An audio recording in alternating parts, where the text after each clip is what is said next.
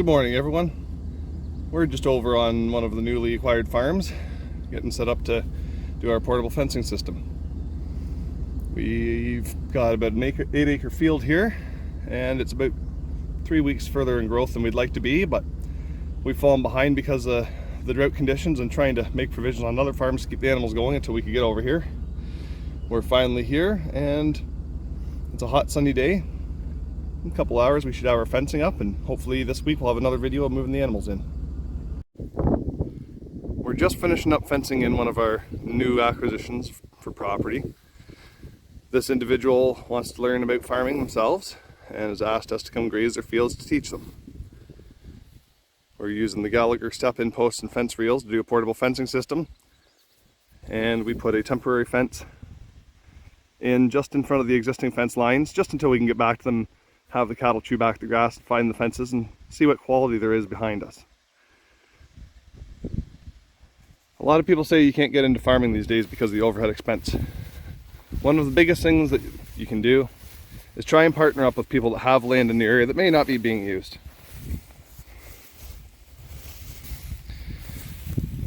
There's more than one way to get in, and you need to find diversity. Cattle are a good way, but it's a heavy industry. Lots of people might start with sheep or goats. Cash cropping you can get in, but there's a lot of overhead, and unless you've got the ability to borrow equipment until you can buy your own, you're taking on debt before you even got started. It's not necessarily an easy go, it's an honest hard work, but if you put the effort in, you can get onto pieces of property like this. And the only expense you might have is the animals to put on it, and a few $100s for the portable infrastructure to be able to run. So stop telling yourself that you can't do it. If you want to, you'll find a way. There's always land around. You might have to do a bunch of door knocking, but that's not necessarily a bad thing to have to do. It's a good way to network in your community. It's a good way to build upon your skill sets. And it's also a good way to find out if you actually have what it takes to be a farmer before you go to the expense of buying the property and have another farm that just sits and goes derelict because the person doesn't want to run it. That's a huge issue in our area, and I'm sure most farming communities have the same problem. People thought the family farm's dead, there's no way to proceed, and although that may stand true in a conventional model, there's ways that you can look back and do what used to be done with modern technology and farm a more simpler way. It might take a lot more years to get to a point where you're turning thousands upon thousands of dollars in profits, but it's far better than starting off with tens of thousands or hundreds of thousands of dollars in debt for something you might not stick with. I appreciate you watching this video today, and hope you enjoy this weather wherever you are.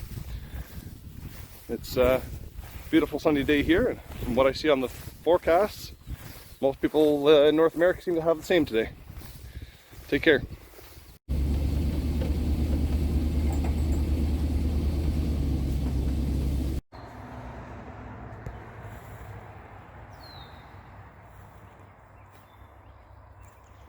They don't miss supper time.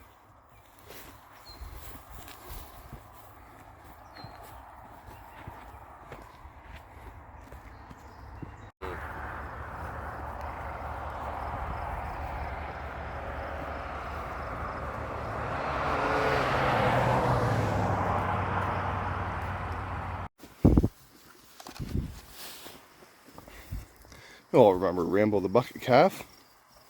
Well, he's still just like a puppy dog, stuck to your side at all times. And we're hoping to get Jill in the head gate this weekend to get that ugly paddle out, because she won't let us do it without. And Mama June, rough, tough, she likes her food.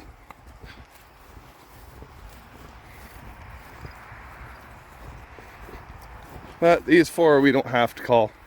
They watch for us.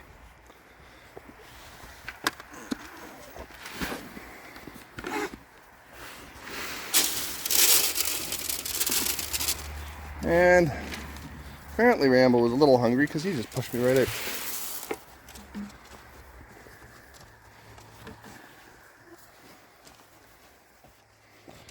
And there's Jasper,